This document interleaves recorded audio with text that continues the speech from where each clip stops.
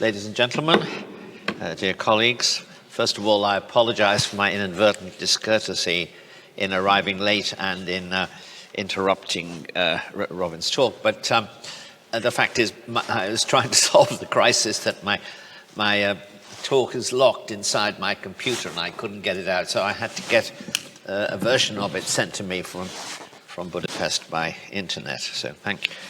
My apologies for that. Now, I want to talk on two topics really here. The first is what I would call nationalism in the light of the Ukraine crisis.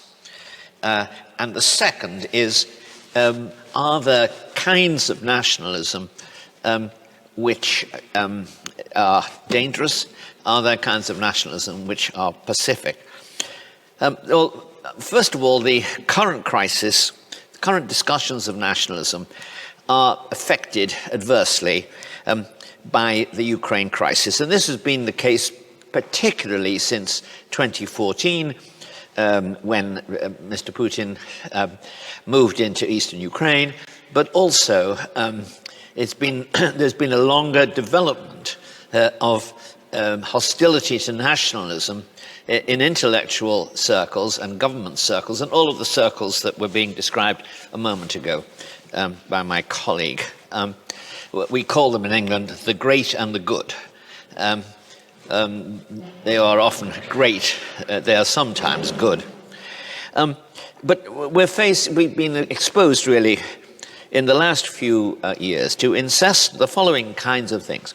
Incessant anti-fascist propaganda from Moscow, baseless claims of attacks against Russians in the Ukraine, incitement of Russian speakers in eastern Ukraine to break away, Russian troops without insignia seizing official buildings in the Crimea, a stage-managed illegal plebiscites in the Crimea before and today, or this week rather, in Donetsk and Luhansk.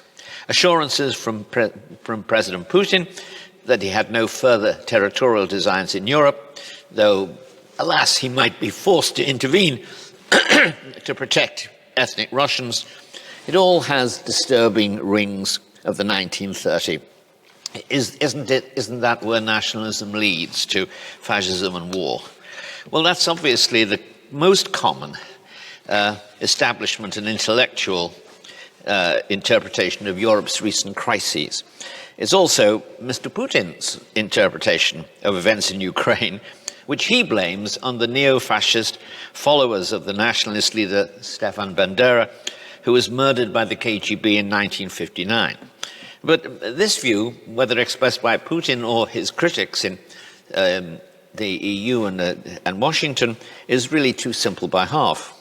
Nationalists are certainly implicated in the Ukraine crisis, but more as victims than as perpetrators. The crisis began as an attempt by Moscow to rescue its stillborn concept of a Eurasian Economic Union by forcing Ukraine to join it and to reject associate membership of the EU.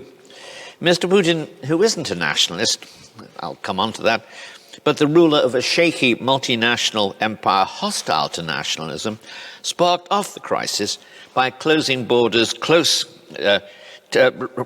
Russian borders to Ukraine's agricultural exports. That is the real beginning of the crisis in 2014. It didn't begin with the events in the Maidan. It began with that. That was the very first act that was taken by Russia. Putin did this to compel a reluctant President Yanukovych to abandon what was the more popular trade option in Ukraine. The Ukrainian government, encouraged by Putin, unified the assorted Democrats, nationalists and activists of the left and right who protested Putin's move by firing indiscriminately on them. Mr. Yanukovych's power crumbled almost visibly. He fled. A new Ukrainian government which includes nationalists, took over. Nationalism was thus one impulse in this general movement by the Ukrainians. Others were love of freedom, desire for a more democratic system, economic hopes for a better prosperity through ties to Western Europe, and in a way, simple human decency. The Ukrainians, inspired by these various aims, may have just sustained a defeat originally sustained defeats, but they have regained territory. They govern most of Ukraine, and it seems that whatever else happens, Ukraine will now escape more or less permanently, or most of Ukraine, from Moscow's post-Soviet domination. While that remains the case, Mr. Putin has suffered a reverse overall. But if Ukrainian nationalists have been, in a sense, slandered in this crisis, what about Mr. Putin himself? His objectionable, ruthless, aggressive, deceitful, illegal, repressive, subversive, but to describe them as nationalist is to reduce the concept of nationalism to a politics of aggressive self-assertion. There is no reason to suppose that nations and nation-states are more prone to indulge in such folly than are federations, empires, or states founded on non-national principles. Mr. Putin has indeed acted ruthlessly, but he has done so in the service of what he sees as clear state interest, some personal interest, not from a commitment to Russian peoplehood. He doesn't run a national state, he runs a multinational empire. The history of the 1930s is instructive for making the necessary distinctions here. World War II began as the result of a conspiracy by Hitler and Stalin, the Nazi-Soviet pact, to invade Poland and to divide Eastern Europe and the Baltic states between them. Nazi Germany was a state built upon the ideology of racial nationalism, which places race above nationhood, and the Soviet Union was a state based upon the ideology of proletarian internationalism, which prefers social class to national loyalty. Both those states acted far more brutally and unrestrainedly than any conventional nation-state of the period. And as Margaret Thatcher said once, when she was told that nationalism had been the inspiration, national loyalty, national sympathy, had been the inspiration behind the Russian and China and German attacks, she replied, she thought nationalism rather had been what inspired people in those countries to resist the Nazis and the communists over the 6-year period. As I've said, there is also the case that the Russian Federation, as its name suggests, is not a nation state but an empire. In addition to being aggressive, Mr. Putin might best be described as imperialist or neo-imperialist, not nationalist, defending the interests of a state, Russia, the Russian Federation, which has never accepted that its neo-imperial role will have to be surrendered in the modern world. We should not illegitimately associate the nation-state with crimes that are not uniquely nationalist and may even be less likely to be committed by stable nation-states. This matters because nationalism is an increasingly necessary word that is too often used as a word of attack. Nationalisms and nationalist movements are popping up all over Europe and the world. They can take very different forms, left, right, and ideologically ambivalent or mysterious. Some are straightforward throughout Europe, some are straightforward secessionist movements, like the nationalist parties in Scotland and Catalonia, striving to break away to establish new states rooted in historic peoplehood.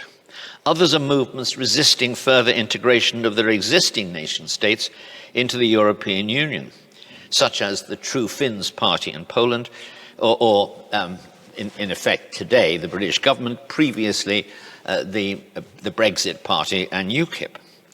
Still others want to protect the nation and its distinctive political spirit. The National Front in France, or the welfare state in Denmark, or the liberal values in Holland, the party of the right, the various parties of the right, which feel that the spirit of Holland, the social arrangements of Holland, are threatened by mass immigration. Even the very cautious Germans had their own Alternative for Germany party, which was not initially nationalistic. It might have been better described as the alliance of patriotic German bankers, because they were really concerned more about economic effects of the EU than anything else, and of the euro. And which anyway has effectively, like the Swedish Democrats, been kept away from any kind of power. Many of the parties we call populist or nationalist or authoritarian or whatever didn't exist 25, 30 years ago. And they are now represented in Europe's parliaments. They have just done well in Sweden and in Italy, and they significantly advanced in 2014, and didn't increase, but they did maintain their advance in 2019. They may not, all of them, win power or enter government, even as sharing government, but they force, and they are forcing, mainstream parties to deal with such issues as the sense of a loss of sovereignty. In the eyes of Europe's various political and cultural establishments, none of this should be happening. It is akin to water running uphill. For several decades, we have heard from these bodies, from these people, that the nation state is inevitably on its way out, losing power upwards to supranational institutions and downward to organized minority groups. Behind their hands, the critics of resurgent nationalism murmur that it is nothing but xenophobia, authoritarianism, or even fascism, in folkloric drag on occasion. They see Europe's rising nationalist parties as the preserve of bitter losers or those in the grip of nostalgia. The former president of the excuse me, the European Council, Herman Van Rompuy, expressed this view perfectly a decade ago when he said, for the umpteenth time, the nation state was dead, adding, "The biggest enemy of Europe today is fear. Fear leads to egoism, egoism leads to nationalism, and nationalism leads to war."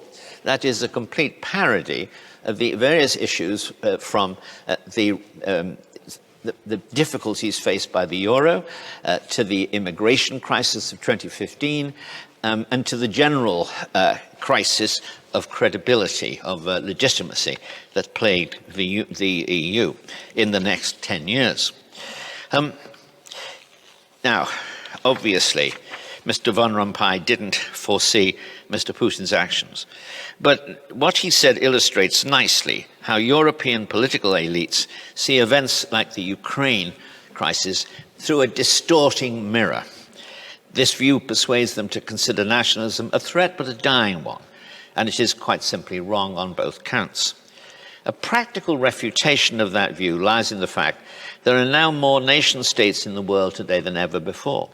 They have multiplied since 1945 in two great leaps forward: the decolonization period of the 50s and the 60s, and the years following the dissolution of communism in 89 and 91.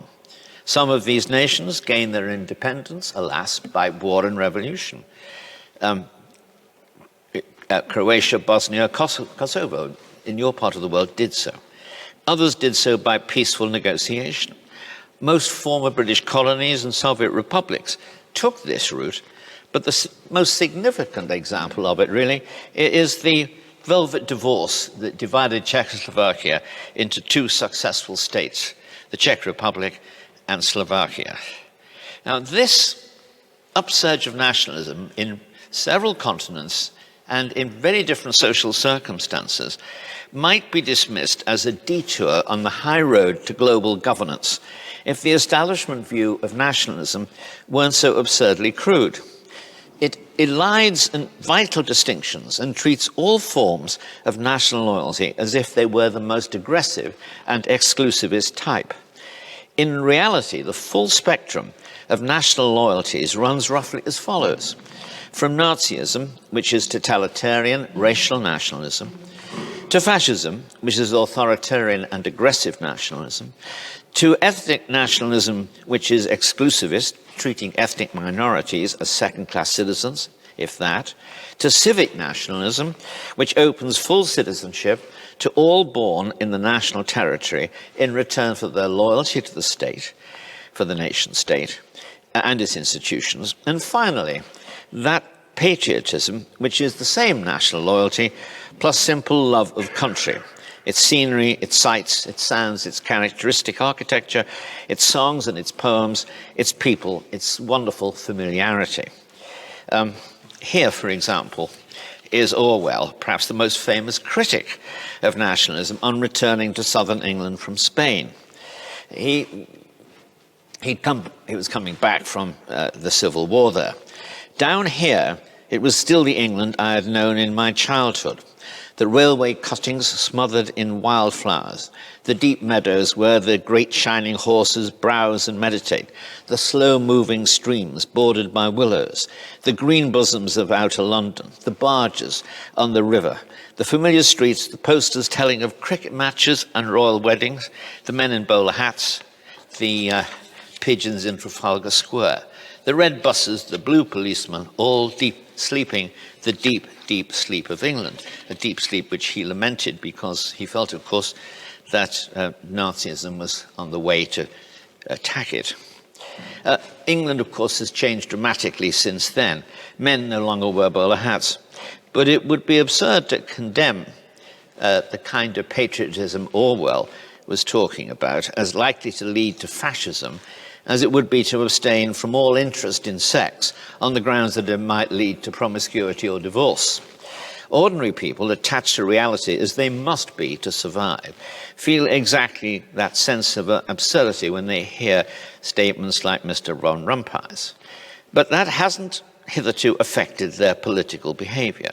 Why have ordinary people, since I think the turn of the century, begun to voting and thinking and voting in line with those Orwellian sentiments? One obvious reason is that all the ideological rivals to patriotism have been largely discredited. Orwell pointed out in his essay on nationalism that those who abandoned nationalism generally adopted a more virulent ideological substitute. In our day, the most obvious rival ideologies are Europeanism in Europe and multiculturalism in the United States, both of which seek to challenge national patriotism and weaken it in order to change the political character of their societies. The political character in many respects, but particularly in the respect that they are almost equally critical of conventional Western democracy as they are of nationalism itself. Neither multiculturalism nor Europeanism has yet developed strong, loyal attachments in the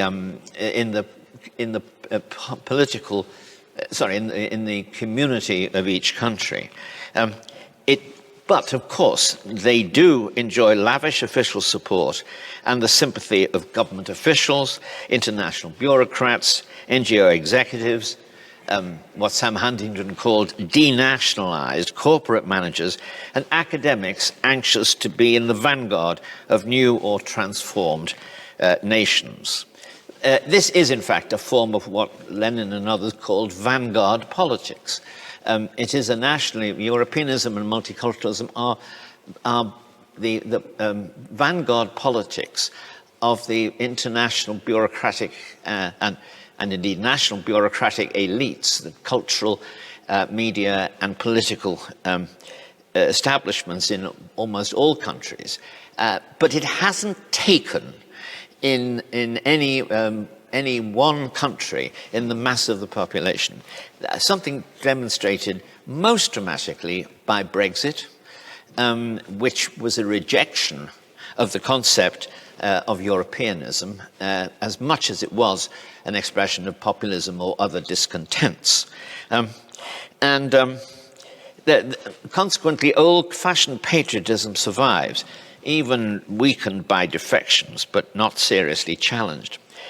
I would say one can see that nationalism remains in the shadows until tempted onto the stage by 9/11 or an anniversary of D-Day or a funeral of the Queen. The Queen's funeral is one of the most interesting recent cases.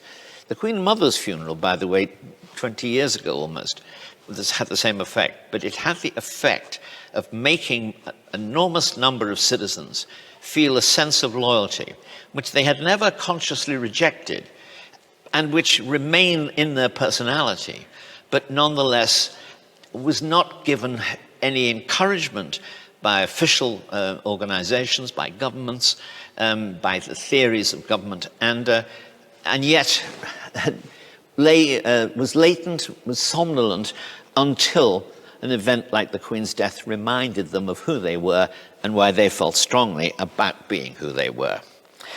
Until recently, voters for whom patriotism and the national interest were determining issues, and there were some, they found, until the last 20 years, really, they found comfortable homes in parties of left and right. You could not say that nationalism was a partisan thing. It wasn't a left wing or a right wing thing. It was a national thing, and that has gradually ceased to be true. The French political theorist Pierre Manon expressed this most interestingly when he said that the parties of the left had abandoned their natural constituency, which was social class, and the parties of the right had abandoned their national constituency, which was the nation, in order to advance the interests of the European Union, to which the political leaderships felt the primary loyalty, which is very understandable, given that politicians who leave national politics to become active within the European Union find themselves, not only with the improved personal circumstances that Mario described, but also they find themselves in positions which, as political leaders in small nations, they would never have had the power that they now exercise. And so, in a sense, you can understand why political elites become the vanguard representatives of Europeanism, or in the States, multiculturalism. It is a very good career move on the one hand, but it is also a feeling that their countries, small countries, can have more influence in the world through this channel.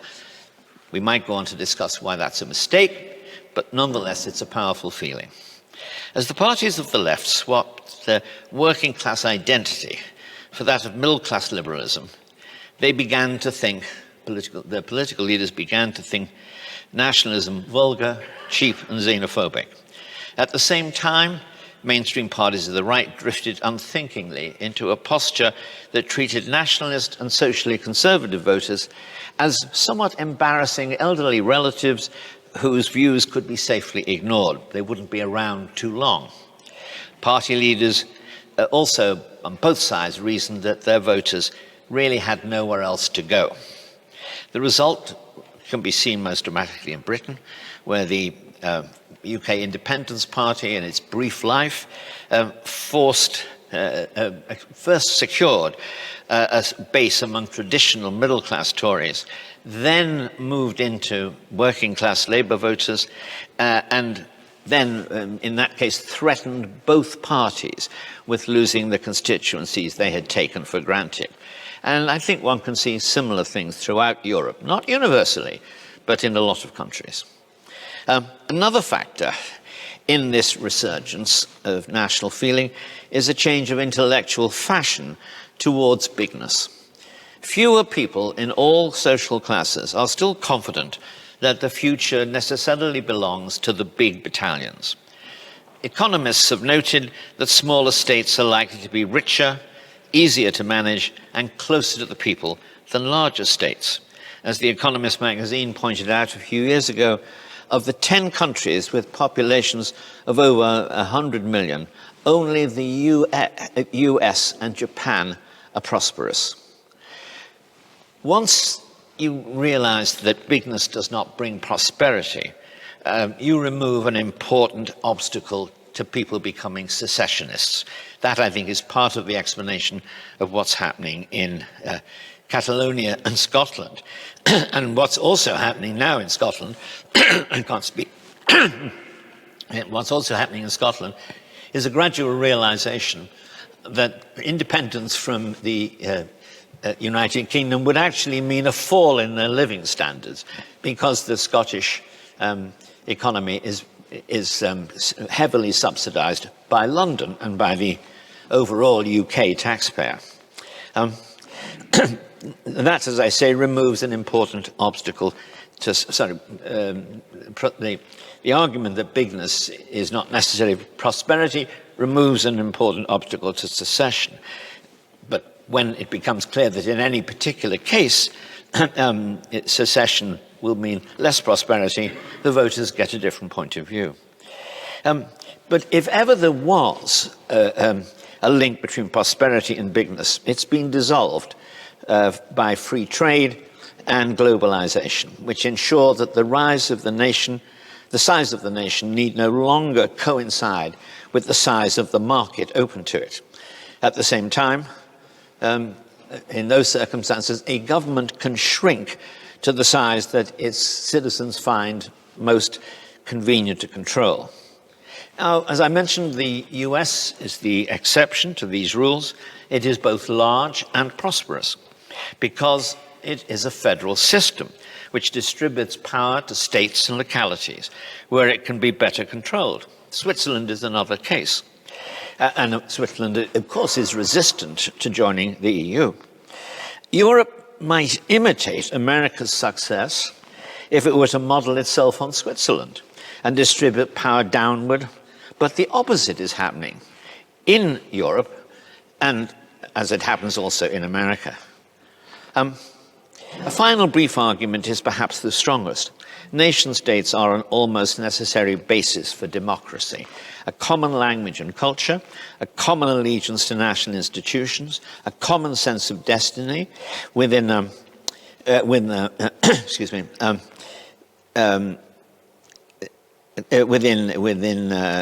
the country, all within a defined territory with equal rights for all citizens. These seem to be the conditions that enable people with different interests and opinions to accept political defeat and the passage of laws to which they object. There are few exceptions to this rule, India and Switzerland, but many more confirmations of it. None of these many considerations justify supporting nationalism as a universal principle of statehood. There is no such principle. States rooted in ideas as different as popular consent and the dynastic principle have been handed down to us by history. Wholesale reconstruction of them is utopian and nearly always fails. The best we can hope for in all political systems is to hope to improve them by piecemeal reform in line with the grain of their history.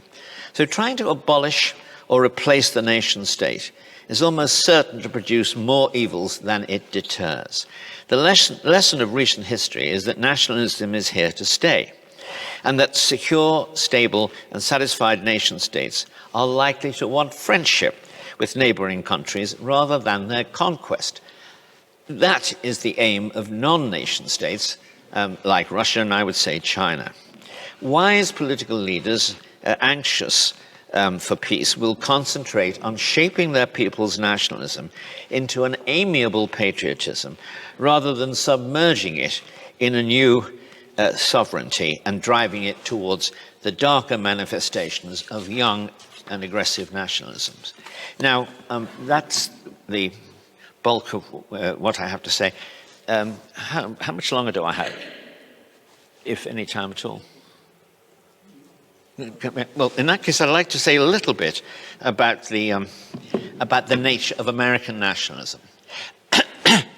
Broadly speaking, I would say there are three types of nationalisms.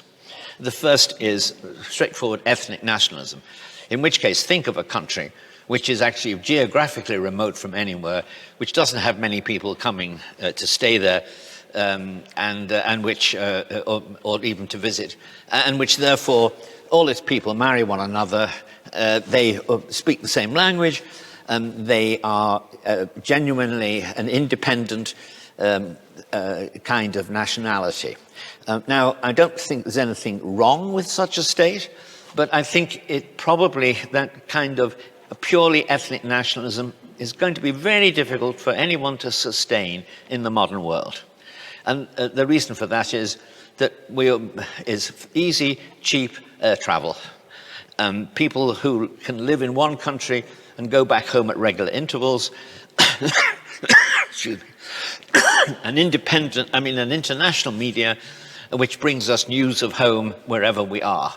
And which means that therefore it's difficult to dilute our old identity and submerge ourselves in, it's difficult to retain our old identity of foreign influences. And as a result of that, most people have come to think that a state which tries to maintain a purely ethnic identity is, in these circumstances, is largely mistaken, won't succeed, and insofar as it uses law and custom to prevent the assimilation of newcomers, and it was even hostile to them, it is unattractive and unappealing, and we should try to avoid it. Now, the second kind of nationalism is what I would call cultural nationalism. And that is to say, a nation is an ethno-cultural unit, and this is what a civic nationalism emphasizes rather the loyalty, the openness of the nation state to newcomers, and secondly, its embrace of them, and therefore a corresponding loyalty on the part of the new citizens.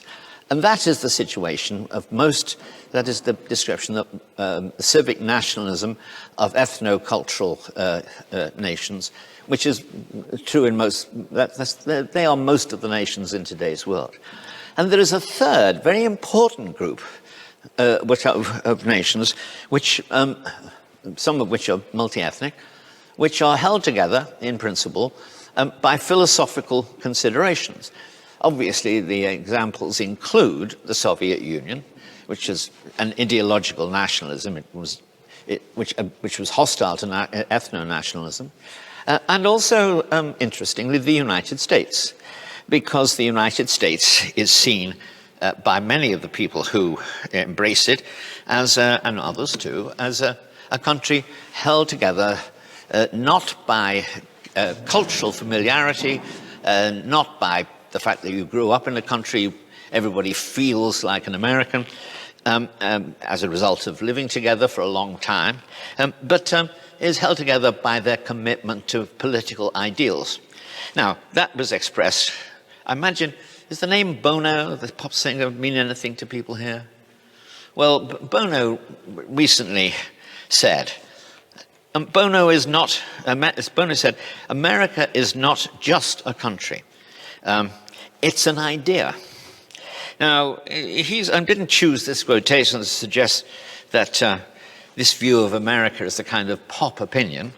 It just happened that in my Google search, his name came up ahead of George Will, Irving Kristol, and many distinguished political theorists, all of whom have described America as either an idea or linked idea as a proposition nation, namely a nation dedicated to the proposition of freedom and equality, to distinguish it from what they're always called blood and soil dynastic realms. This philosophical definition of America is the conventional wisdom in America of left and right, at least among people who write and talk of such things.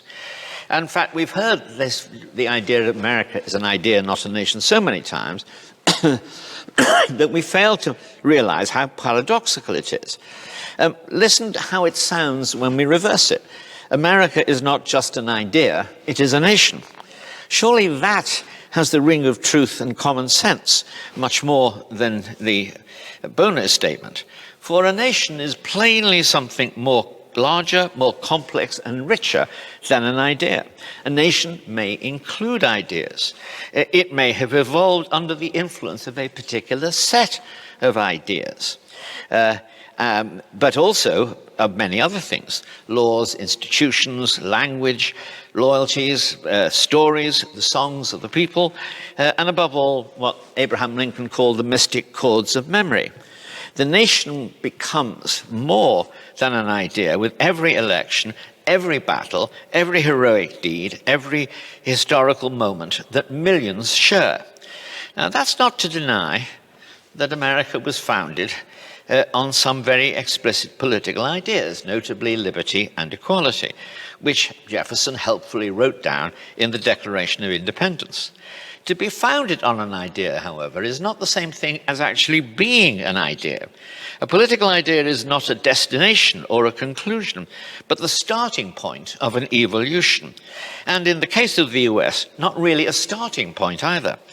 The ideas in the Declaration on which the US was founded were not original to the country, but drawn from the Anglo-Scottish tradition of Whiggish liberalism.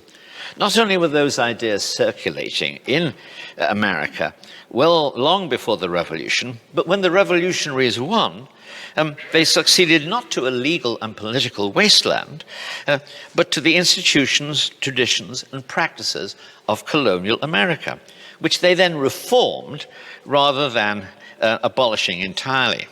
We won't be far wrong if we think of 1776 as universalizing the liberalism of Britain's 1688 Glorious Revolution and extending the blessings of liberty from the British people to all mankind in principle, at least anyone who actually made it to the United States. Geography then came to the assistance of philosophy. American liberty was implemented not in a small, crowded island, divided by hedgerows and ancient landmarks, but in the fruited plains of a vast continent. The opportunities it offered to liberty and property were much easier to seize and exploit in this newfound land than in a country where property registration dated back to 1066 and the Doomsday Book.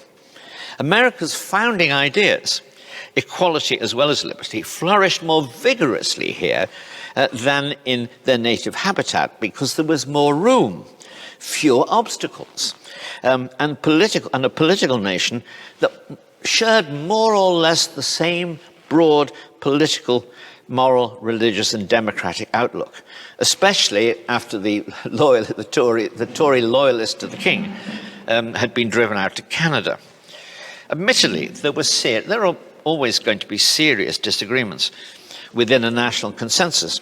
And in the case of slavery, an original sin that still scars America, the passage of the US Constitution managed them more or less effectively until the Civil War. In fact, one of the founding fathers, John Jay, pointed out that Americans were fortunate in starting out with the same Protestant religion, the same language, and the same institutions from the first, which, as I say, they had reformed, not abolished. Given the spread of newspapers, railways, and democratic debate, that broad common culture would intensify the sense of a common American identity over time. It was a cultural identity, much more than an ethnic one, and one heavily qualified by regional loyalties. But Americans increasingly felt American when dealing with Canadians, with the British and other Europeans. American enough, that is, to be enthusiastic about fighting those damn foreigners. The American identity at times has seemed likely to become an ethnic one, but it hasn't done so because of the successive waves of immigration that brought other ethnicities into the American nation, and they required time to assimilate. That early American identity, however, was robust enough to welcome these new arrivals and to transform them into Americans. This wasn't an easygoing or uncomplicated matter. America's emerging cultural identity was stretched by the arrivals of millions of new of people from different cultures. The US government, to deal with this, the US government, private industry, and charitable organizations all set out self-consciously, seriously, and vigorously to Americanize these new arrivals. That was a great historical achievement, and it helped to create a new America that was, in many respects, the old America in all essential respects.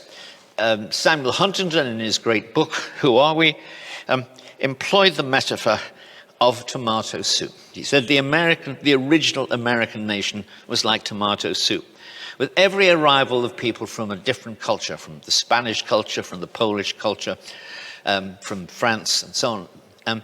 A different set of spices was added to the tomato soup. At the end of the day, you had a very rich and interesting tomato soup, but it was still tomato soup. And I think that that's the, that is one of the, that is one of the, that is a cultural nation developing rather than a philosophical one. Still, Americanization ran up against a practical problem. It required the immigrants to surrender something. Notably, they had to learn a new language and to give up many aspects of their old culture. But until the second generation, so that meant until the second generation, many immigrants were not culturally American in a full sense. So there was anxiety that they would import cultural qualities from their previous homes. This meant the authorities and and other Americans had to find a simple, straightforward way of ascertaining the sentiments of newcomers. The American creed, which is the philosophical distillation of America rather than its full lived reality, was what was produced. On the eve of a visit to America in the 1920s, G.K. Chesterton noticed that his visa application required that he answer such questions as whether he was an anarchist. He commented that this question appears on no British forms, but it is not only because most of the Englishmen are not anarchists, it is even more because even the anarchists are Englishmen. It might be maintained that Herbert Spencer was an anarchist. It is certain that Auberon Herbert was an anarchist. But Spencer was an extraordinary, typical Englishman of the nonconformist middle class. And Herbert was an extraordinary, typical English aristocrat of the old and genuine aristocracy. Everyone in England knew that the squire would never throw a bomb at the Queen, and that a nonconformist would never throw a bomb at anyone. Now, Chesterton was touched by the confidence of the official form in America that an anarchist bent on overthrowing the government would candidly confess this to the immigration authorities. But he conceded there was an underlying philosophical justification for it. If you don't know what your neighbor is like, in a basic sense, because he's a mysterious stranger, you have to find out, or risk meeting with a nasty surprise in the form of an anarchist bomb. Such questions are intended not only, however, futilely, not only to deter the anarchist, but also to give everyone else the incentive to demonstrate loyalty to his new nation, its values and its customs. It worked out in ways we now suggest. I'm going to mention one. Well, one was the way the Catholic Church originally had a hostile relationship with America, which was because the Americans thought the Catholic immigrants were loyal to a sovereign abroad, namely the Pope, and the Catholics faced discrimination. The fact of the matter, however, is that what changed the Catholic Church in America, and it did change it, what changed the Catholic Church worldwide was the American Catholic Church. And that changed because of two things. The lived experience of American liberty by Irish and other Catholic immigrants, and the pressure from non-Catholic Americans that they should demonstrate their attachment to America and its free institutions. Enforcing the American idea is not always a nice business, even when it's a necessary one. But by World War II, all of the most recent immigrants had become culturally American. So when American commandos in the Battle of the Bulge, who lived in America and spoke American-type English, were a threat to the American soldiers, the GIs who were sent out to test whether or not these people were really American or German soldiers, they didn't ask them about the First Amendment or questions designed to expose their knowledge of the American political system. They asked them questions to demonstrate their knowledge or ignorance of American life and popular culture. This produced some interesting casualties. Britain's Field Marshal Montgomery waved aside the guards, who then shot out his tires. And the British actor David Niven, who had left Hollywood to become a commando in the war, he was asked by American soldiers who had won the 1943 World Series in basketball, replied, "I haven't the foggiest idea, but I did star with Ginger Rogers in Bachelor Mother." So quite a lot flows from that. Anyone can learn philosophical Americanism in a civic class. For a deeper knowledge and commitment, living in America is a far surer recipe. The philosophical understanding is a very thin identity compared to the full richness of an identity rooted in the lived experience of a particular society, particularly a particular free society. Nor does an attachment to liberal values, which is held to be the sign of a successful philosophical Americanism, nor does the attachment to liberal values distinguish Americans from the citizens of many democratic countries, especially other English-speaking countries. And there's a final paradox, which Chesterton hinted at. An American identity rooted in cultural familiarity and lived experience will be more genuinely liberal than one attached to rooted in the American idea as such. The cultural identity allows someone who's American to reject the dominant ethos of his society without losing his claim to be an American. Orwell gives a very good example from English life in the 30s. He says that a lot of people who had superficially hostile attitudes to Britain had absorbed Englishness by a kind of osmosis, by living in the society. So he gave the example of a Marxist professor of law who had written to object, a letter to the Times, to object to a government piece of legislation on the grounds that it was alien to the most sacred traditions of British law. Something, as a Marxist, he's supposed to believe is really just a form of disguised oppression. Sorry. Don't worry, I'm coming to the end. All of which means that Americans are a distinct and recognizable people with their own history, culture, customs, loyalties, and other qualities that are wider and more various than the most virtuous summary of liberal values.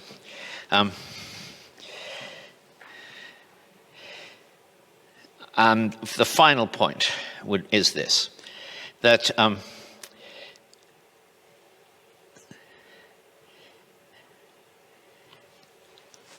if Americans are a distinct people, which I think they are, with their own history, traditions, institutions, and a common culture, then they can reasonably claim that immigrants should adapt to them and to their society rather than the reverse, which is multiculturalism. For most of the American Republic's history, that is what happened. And it happened because of deliberate public policy supported by a national consensus. In current circumstances, it would imply, for instance, that Muslim immigrants should adapt to American liberty as Catholic immigrants once did. If America is an idea, however, Americans are not a particular people, but simply individuals or several different peoples living under a broad liberal constitution. That vision of identity is inevitably a carrier of multiculturalism. For if Americans are not a particular people, then there is no justification for America's common culture to be privileged over the cultures of current and future immigrants. America, in those circumstances, would truly be a nation dedicated not to a proposition, but to a conjunction. And. Thank you.